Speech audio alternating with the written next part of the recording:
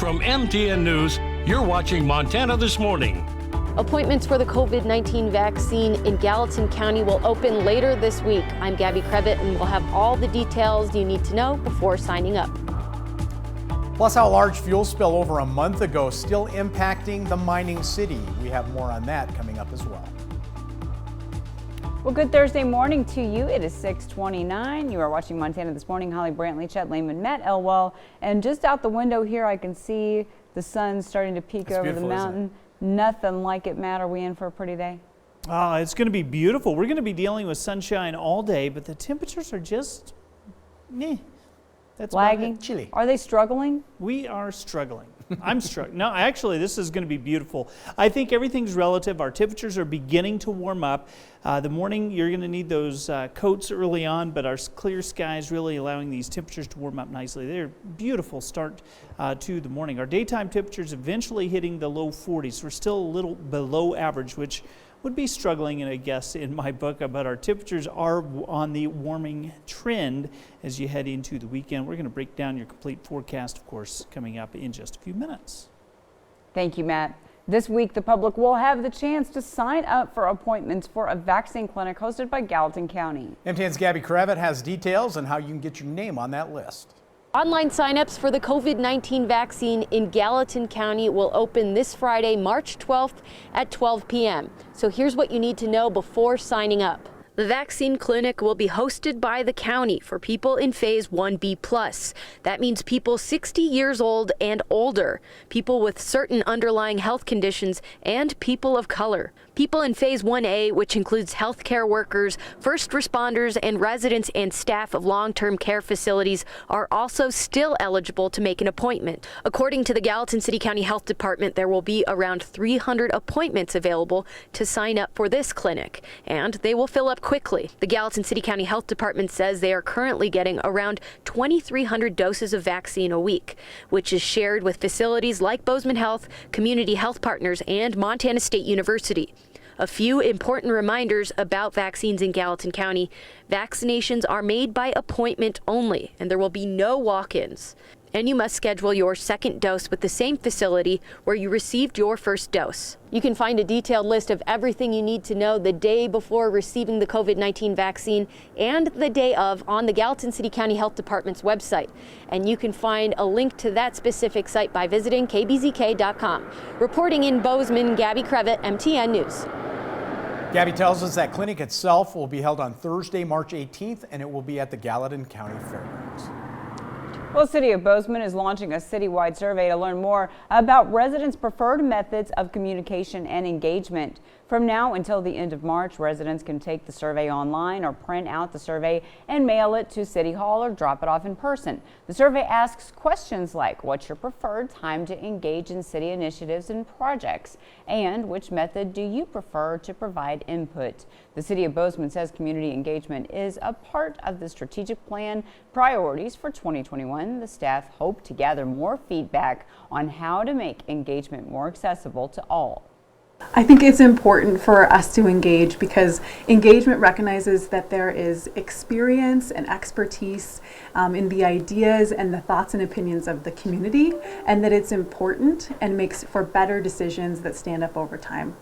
And you can find a link to that survey by visiting the kbzk.com website. 6:33 now. Town Pump in Butte doing some remediation work after a large diesel fuel spill in January threatened to leak into Blacktail Creek. On January 30th, about 485 gallons of diesel spilled from an accidental overfill by the fuel delivery truck at the town pump off Harrison Avenue. Some fuel flowed into stormwater drains. Now engineers put down booms to capture the fuel to prevent it from leaking into the creek. We will have everything remediated to 100%. We'll be removing soil and replacing that and hauling that to appropriate areas, and everything as part of the remediation plan is subject to approval by the Department of Environmental Quality. Now we are told it will be several more weeks before that remediation is completed.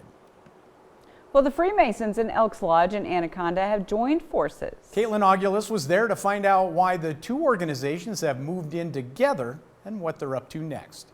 In Anaconda, the Freemasons have moved in with the Anaconda Elks Lodge number 239. They now share the same space and the same problems. As the older members begin to pass and younger generations seem to not be interested in joining, this move brings change and hope to both organizations. When the Masonic Lodge first approached us, I was didn't want to do that. But talking to my district deputy and the special district deputy for the state, we decided that this would be a good move. It would help out the Masonic Lodge, but it would also help out the Elks Lodge. Schaefer said that COVID has hurt membership numbers and income, which put the maintenance of the building in jeopardy. The Masons sold their building because it cost too much to maintain. Both fraternal organizations recognized they could help one another out, which would include saving the building. A building that is a sort of homecoming to the Masons. When this building was built by Daly, the Anaconda Standard was housed in here, and it was built to muckrake against Clark. Clark was a Mason.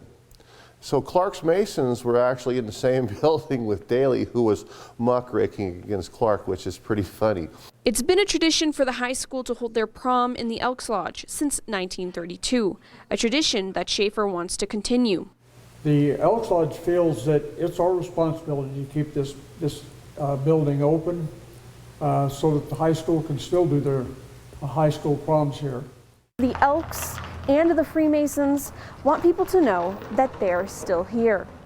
So these organizations are also an avenue to our history and a lot of our future. In Anaconda, Caitlin Aguilez, MTN News.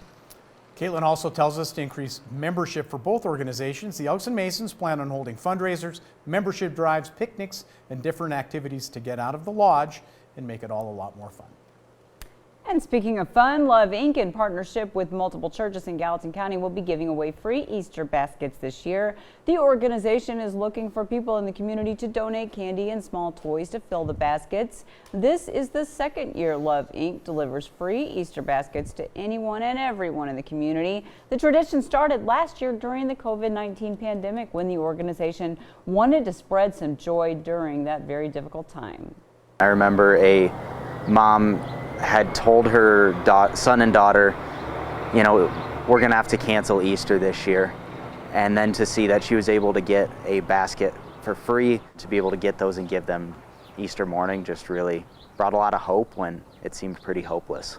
Can't cancel Easter, but you can drop off donations at the Love Inc. location at 141 Discovery Drive in Bozeman. You can sign up for a free Easter basket at Love Inc.'s website. That sign up closes March 25th, and in case you're wondering or you can't remember, Easter is April 4th. There you go. Thank you for that. You're welcome. Good stuff. I'm just your crazy savant of yearly dates. Well, coming up here on Montana This Morning, there's a new warning about THC in breast milk for new mothers who use marijuana. Coming up here about the concern and find out the surprising reason why the study included fewer women than first planned. But first, let's check in with Gail King to see what's coming up at 7 o'clock on CBS This Morning. Good morning to you. Ahead on CBS This Morning, we'll explain how the Democrats' huge COVID relief bill benefits you. Also, 1 year after the World Health Organization declared a global pandemic, we'll go back to a hospital at the U.S. epicenter of the outbreak to see how much has changed. Plus, new fallout in Britain from Meghan and Harry's big interview with Oprah. Hear from one member of parliament calling out the tabloids for their coverage of the couple, and now they're seeking change. And in our More Perfect Union series, a neighborhood figure skating program that's helping girls in underserved communities overcome barriers on and off the ice. I like how that looks. We'll see you at 7 o'clock on the dot.